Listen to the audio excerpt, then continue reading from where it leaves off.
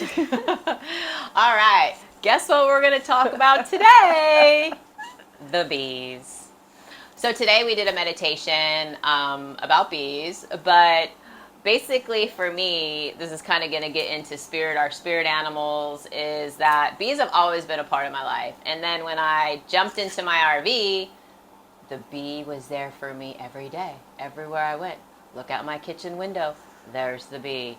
I would sit on the beach, there's the bee landing on my hand.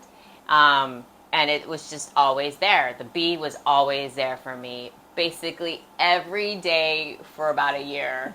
It was very interesting. And even for me, learning about our spirit animals and who's with us. And I went and got my little bee tattoo. So yeah, tell us about the bees, Melissa. So the bee has been part of my spiritual journey.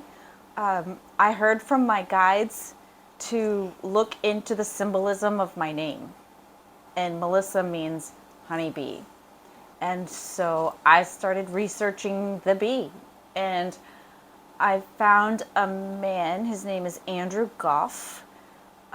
He makes documentaries and writes books. And he also is obsessed with the bee. And I found his website. And he did this hour-long talk on the bee symbolism throughout history. So he took it all the way back through history to these ancient priestesses. They were bee priestesses called the Melissas. Oh. So, and since then I found others, like on Instagram and Facebook, who work with bees, who feel that they were one of those bee priestesses, the Melissas, or the Melissae. To me, there's a connection with Jesus. When I was younger, I was in Paris at the Louvre, and there were two paintings that caught my eye. One was Jesus in Joseph's workshop, but this other one was Napoleon Bonaparte crowning himself. And I'm like, why am I drawn to this painting? It was beautiful. It was massive, and it looked to me like it sparkled.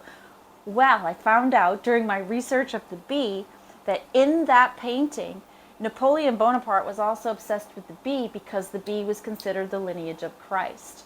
And he said that perhaps he was from this lineage of the Merovingian kings, who were the first kings of France. And their symbol was the bee.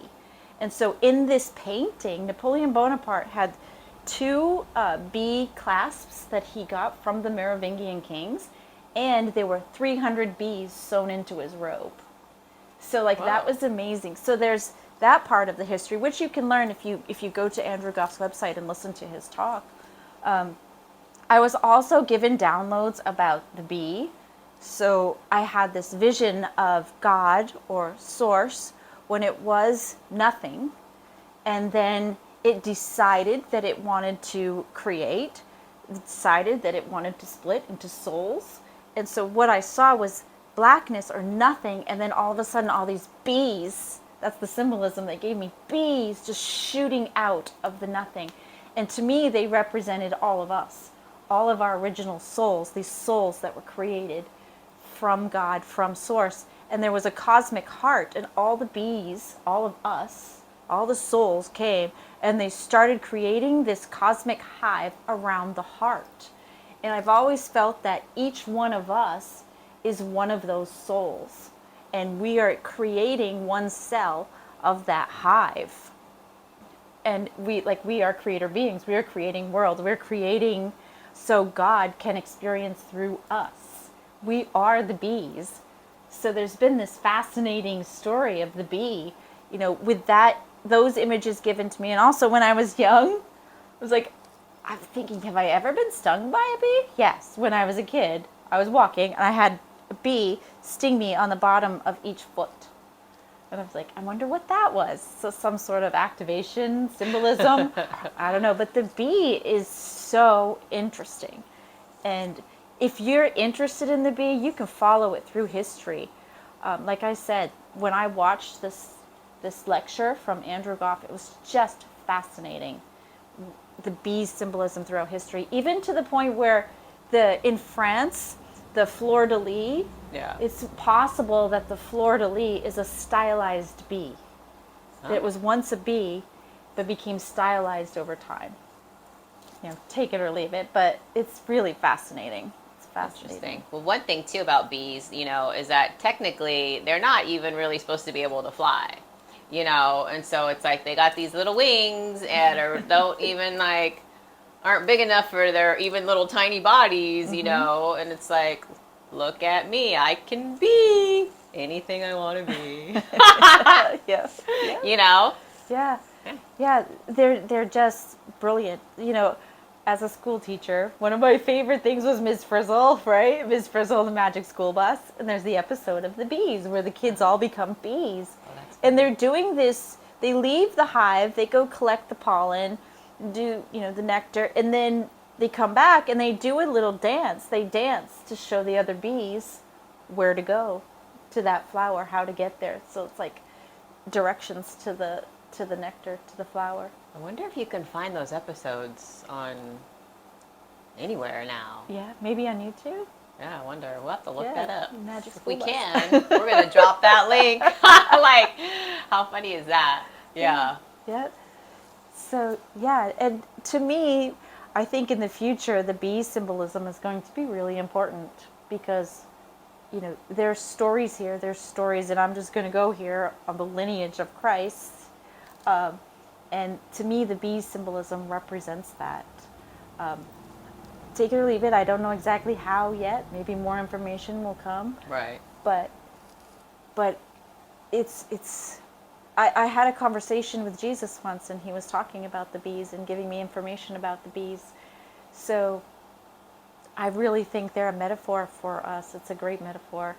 Yeah. So the bees are more important than we realize. And literally, without the bees, we would be gone. Well, yeah.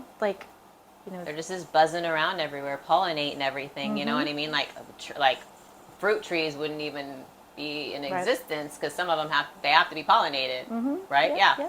So anyways, we're just here to talk about the bees. Maybe it'll make you spark something in your head that you go, oh my God, I always have bees around. So take a look. But also the point is to see what shows up for you in your life and then look up the meaning of what that animal is.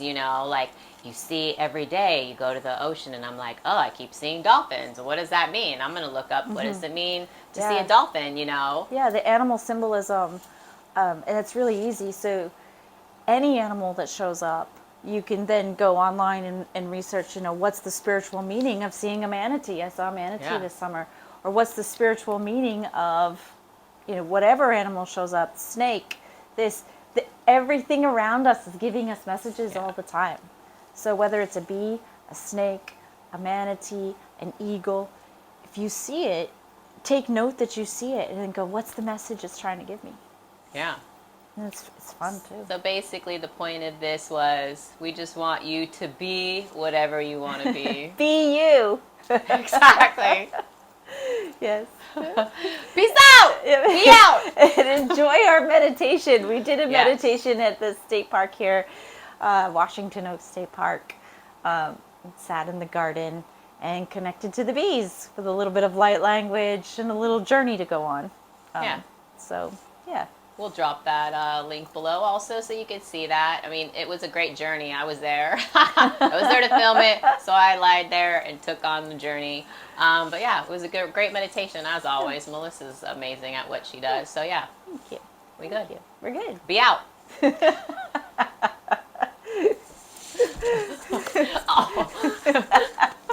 Be out. Buzz.